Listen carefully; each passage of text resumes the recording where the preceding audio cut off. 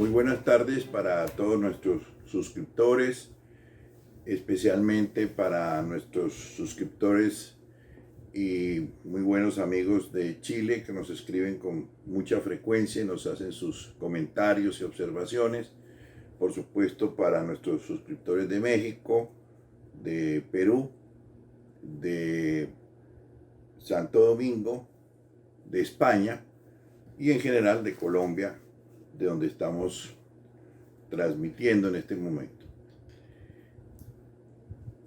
Vamos a ver hoy el tema del pospositivismo o neoconstitucionalismo, como también se suele denominar, o la corriente que da lugar a lo que llamamos el Estado constitucional.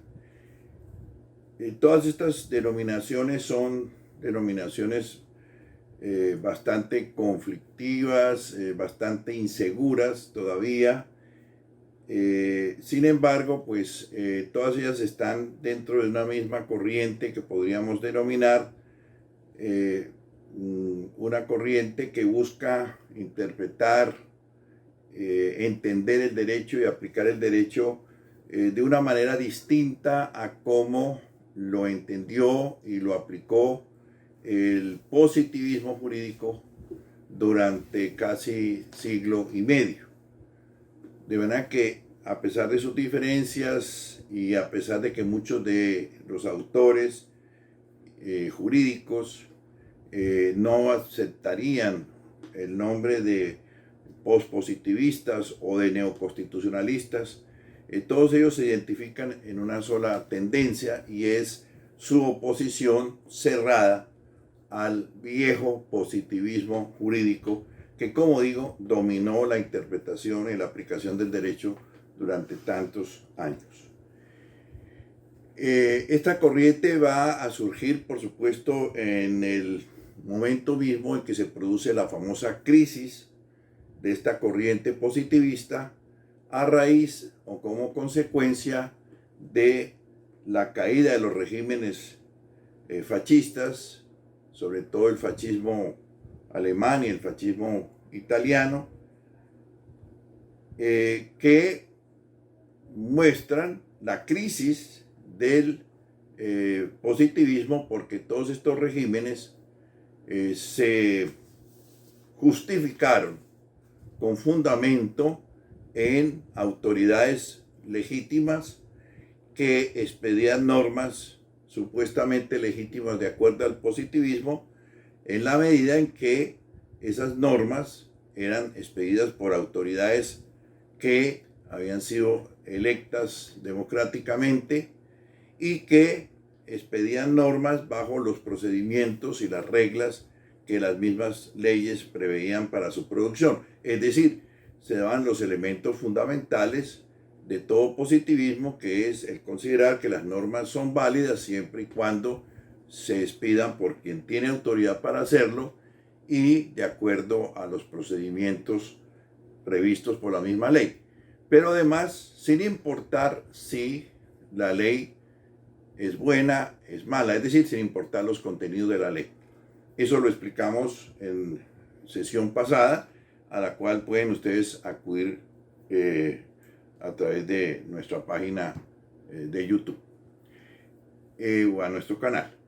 Indudablemente que Hitler, por ejemplo, había ascendido al poder a través de unas elecciones que ganó, a través de las cuales tuvo la mayoría en el Parlamento, 1933, y el Parlamento, vigente en ese momento, le otorgó una ley habilitante. Esa ley oficialmente se llamaba Ley para el Remedio de las Necesidades del Pueblo y del Reich, y en virtud de esa ley del Parlamento alemán, del Reichstag, Hitler fue autorizado para expedir todo tipo de legislación sin necesidad del Parlamento. Esa ley puso fin indudablemente a la República del Weimar, que había nacido en 1919 después de la Primera Guerra Mundial. Igualmente Hitler, Mussolini, aunque llegó al poder a través de lo que se llamó la famosa Marcha de Roma, donde más de 70.000 de sus militantes, camisas negras, desfilaron en Roma para pedir y exigirle al rey, al monarca. En ese momento Italia era una monarquía constitucional, exigirle al rey Víctor Manuel III que nombrara como presidente del gobierno a Mussolini. Sin embargo, llega él pues al poder un poco a través de un sistema no muy legítimo, aunque el rey accede a esas exigencias de los camisas negras. Pero después vienen unas elecciones en el año 24, 2 años después de la marcha sobre Roma, y Mussolini obtiene el 66% del Parlamento. A partir de ahí, toda la legislación que se va a expedir va a ser una legislación fascista y una legislación supuestamente legítima porque se había producido a través de un sistema electoral. En ambos casos, pues, tenemos la crisis del positivismo. ¿Por qué? Porque leyes injustas, leyes infames, pero cuyo contenido infame e injusto no es posible considerar de acuerdo al positivismo, fueron expedidas estas normas a través de autoridades legítimas y a través de los procedimientos legales que ellas mismas establecían. En algunos de nuestros escritos hemos señalado lo siguiente: la experiencia totalitaria demostró, esta experiencia de Italia y de Alemania en particular, como podríamos hablar también del caso de Oliveira Salazar, otro régimen fascista, la experiencia totalitaria demostró que la ley podía dejar de ser garante de los derechos de los ciudadanos para convertirse en su mayor amenaza a la libertad y hacer de esta, de la ley, una fuente sistemática de injusticia, como efectivamente ocurrió en Alemania con las leyes de pureza racial y las leyes que autorizaban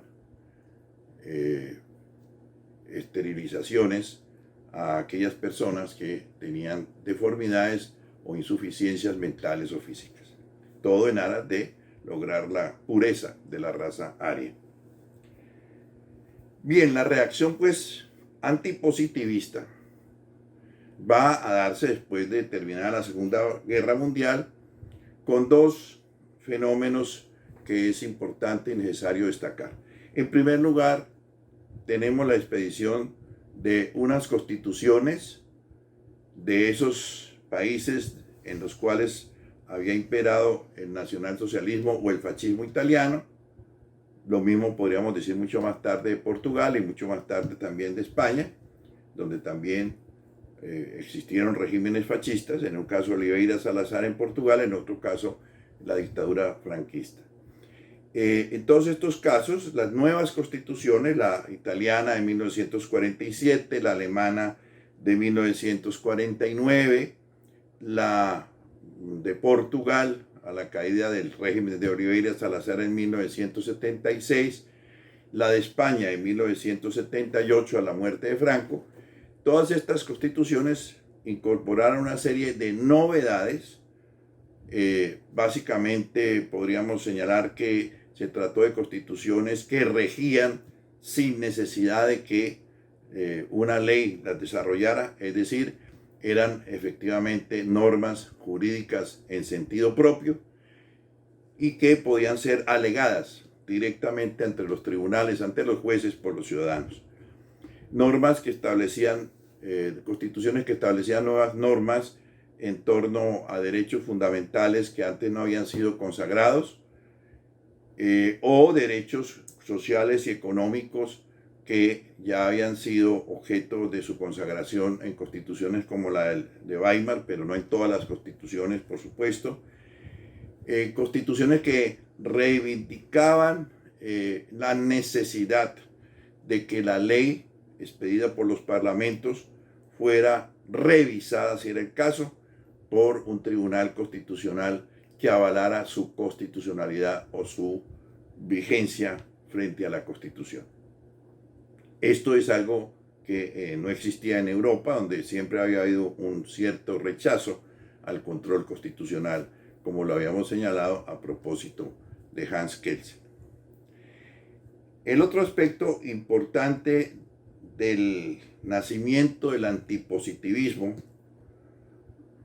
o de lo que se va a llamar también por algunos el sistema neoconstitucional o el Estado constitucional, va a ser el surgimiento de una serie de filósofos jurídicos o filósofos en general, como John Rawls, como Habermas, o de juristas muy destacados, como es el caso de Dworkin en Estados Unidos, muerto en 2013, el caso de Robert Alexy, todavía vivo, es el jurista más conocido en el mundo y más prestigioso, todavía vivo, el caso de Gustavo Zagrebelsky, que fue presidente de la Corte Constitucional Italiana, también vivo todavía, Carlos Santiago Niño, sin duda alguna el jurista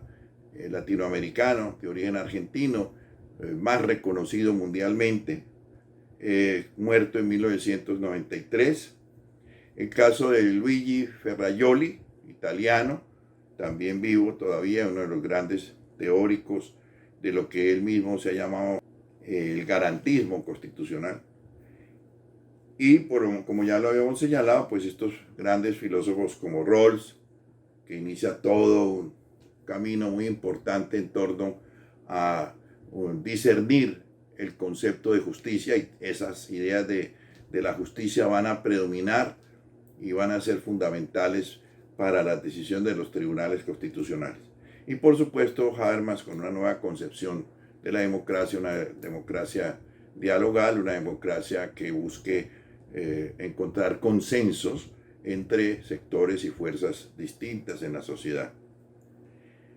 Bien, unos y otros pues contribuyeron a la creación de lo que se ha llamado el pospositivismo, repito, o que otros han llamado las corrientes neoconstitucionales, como consecuencia de la influencia de todas estas ideas en el constitucionalismo contemporáneo.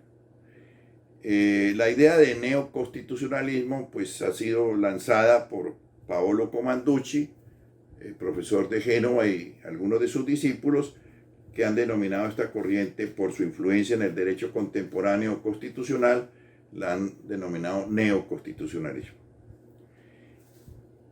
Bien, esquemáticamente vamos entonces a enfrentar en el cuadro que vamos a ver las posiciones del positivismo frente a las posiciones neopositivistas o neoconstitucionales. En primer lugar, tenemos que el positivismo es legicentrista. Esto quiere decir que para los positivistas la fuente primera del derecho es la ley. Decir que algo es la fuente de otra cosa es lo mismo que decir el origen de esa cosa. De manera que cuando queremos saber cuál es el origen del derecho, para los positivistas, el origen del derecho es solamente la ley.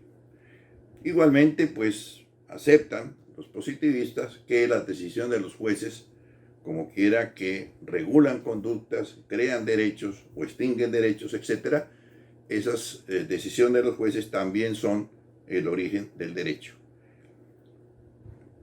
Para ellos, los positivistas, la Constitución era un texto solemne, más de tipo político que de tipo jurídico, sin ninguna capacidad para ser invocado, para ser alegado ante los jueces o ante los tribunales. El pospositivismo o los neoconstitucionalistas sostienen, por el contrario, que el origen del derecho, que la fuente primera del derecho, que la fuente suprema del derecho es la Constitución. Y entienden que la Constitución es norma jurídica en sentido pleno. Esto es, que la Constitución, como cualquier norma jurídica, puede ser aplicada en forma directa, puede producir efectos en forma directa y no necesita de la ley en todos los casos para ser aplicada en un caso concreto. En segundo lugar, el positivismo es reglamentarista. Esto quiere decir que para el positivismo, la única forma del derecho son las normas jurídicas, que obviamente están contenidas en las leyes, los mandatos jurídicos. Para los pospositivistas, no solamente el derecho se compone de reglas, de normas, sino también se compone de principios y de valores.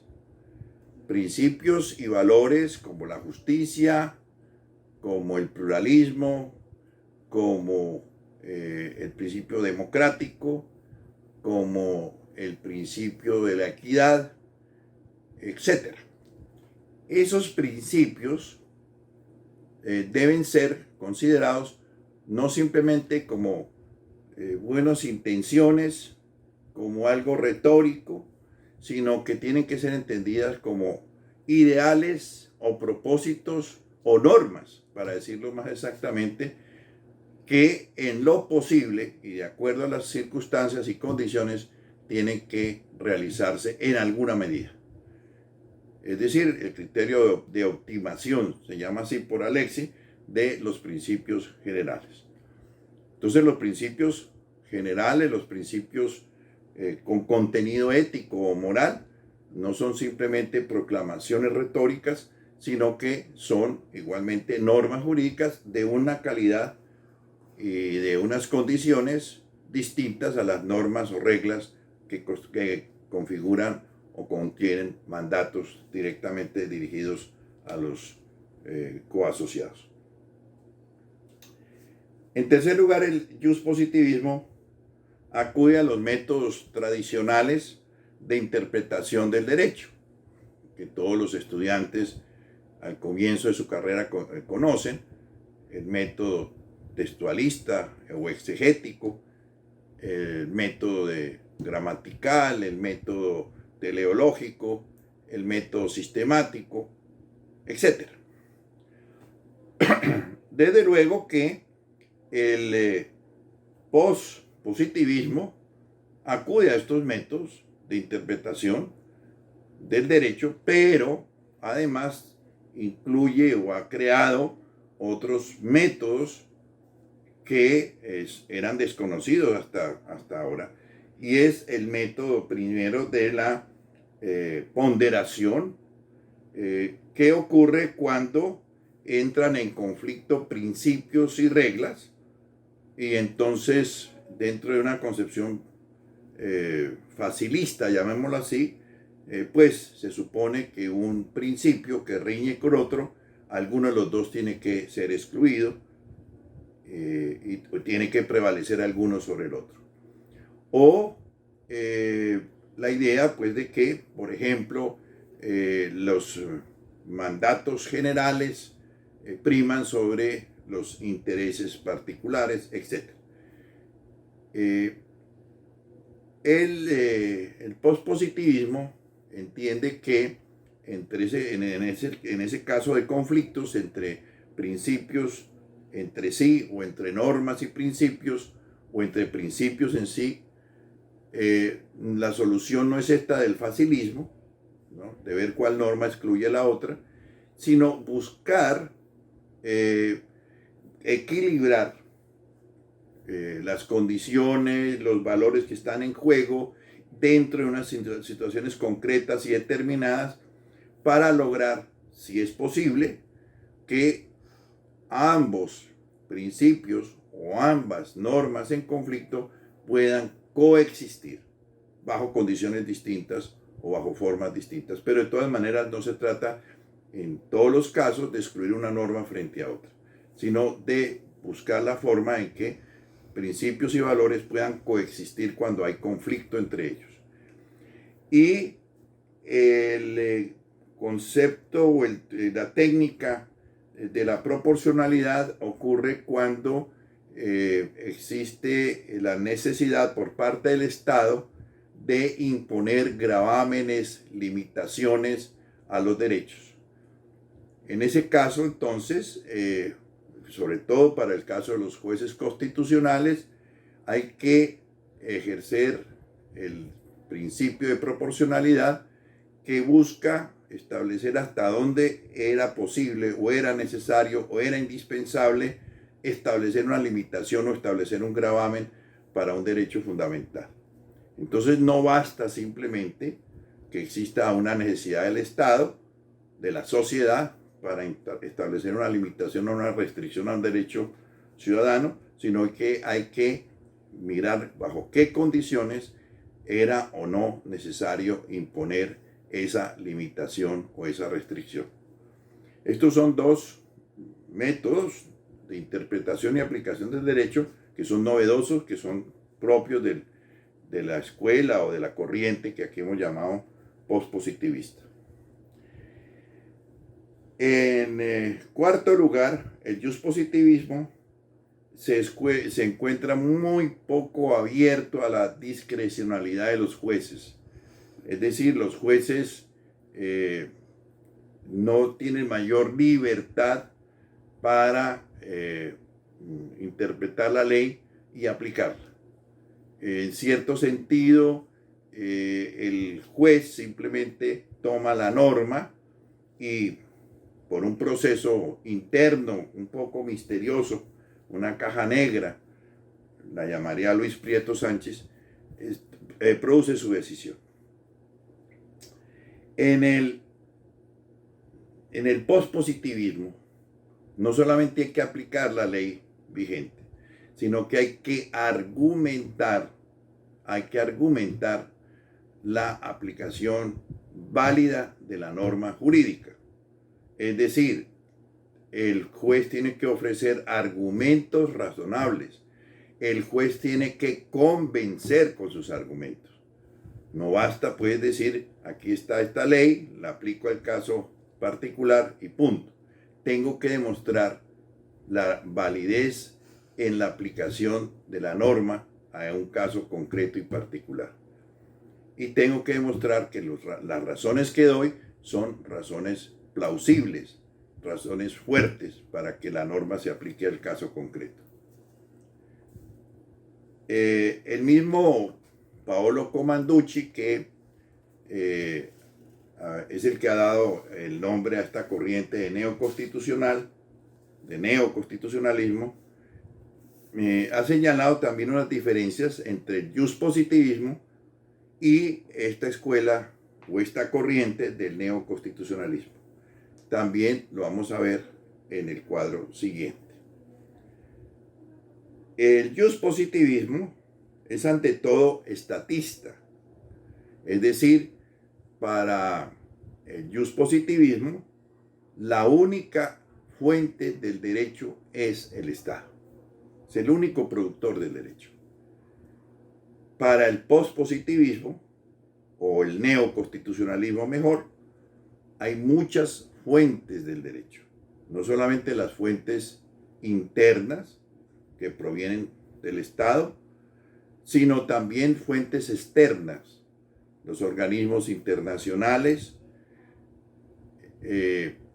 los convenios y tratados entre los estados que crean normas jurídicas que obligan a los estados suscriptores de esos tratados. Internamente tenemos comunidades particularmente de tipo étnico que también producen normas jurídicas obligatorias dentro de sus comunidades y que el Estado central o el Estado nacional reconoce, de manera que el neoconstitucionalismo reconoce y acepta lo que llamaríamos un pluralismo jurídico. Hay muchas fuentes originarias del derecho, no solamente el Estado. El llamado pospositivismo ideológico postula la independencia de las normas jurídicas con respecto a su contenido. Esto lo hemos dicho muchísimas veces a propósito del nacionalsocialismo y a propósito del fascismo italiano. El positivismo no le importa el contenido de las normas, si las normas son buenas o malas o justas o injustas, etcétera, oportunas, inoportunas.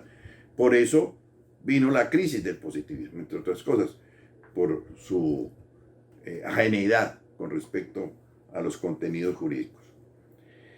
Por el contrario, el neoconstitucionalismo postula contenidos éticos, la dignidad humana, que es sin duda alguna el fundamento de los derechos fundamentales, el tema de la libertad, el tema del pluralismo, el tema de la tolerancia, en fin, toda una serie de valores que deben estar presentes en la producción de las normas, deben hacer parte de sus contenidos. Si las normas no son justas, si las normas son discriminatorias, atentando contra la dignidad humana, etc., esas normas no pueden considerarse derecho. Y aquí nace uno de los criterios más importantes del neoconstitucionalismo, que es la interpretación conforme a la Constitución. Las normas deben conformarse a los principios, a los valores y por supuesto a la disposición de la propia Constitución. El positivismo defiende una interpretación formalista del derecho. Esto quiere decir que para el positivismo solamente hay una solución correcta para un caso concreto. Por el contrario, el neoconstitucionalismo entiende que un caso concreto puede ofrecer varias soluciones jurídicas. Y eso por razón de lo que Zadravetsky llama el carácter abierto del derecho, el carácter dúctil, llama él, el carácter dúctil del derecho, que permite que un caso concreto puedan tener varias soluciones posibles. Y se escogerá aquella solución más acorde, más conforme a la Constitución respectiva. En cuarto lugar tenemos entonces el positivismo defiende la insularidad del derecho, es decir, lo que Kelsen había considerado como la autonomía del derecho. Es decir, que el derecho no requiere para su interpretación, para su intelección, de otras disciplinas, de otras ciencias, de la ética, de la filosofía, de la política, etcétera, que el derecho se explica a sí mismo, es omnicomprensivo, y por tanto cualquier contenido no jurídico en las normas del derecho no es aceptable. Para el neoconstitucionalismo, por el contrario, el derecho debe ser moralmente correcto.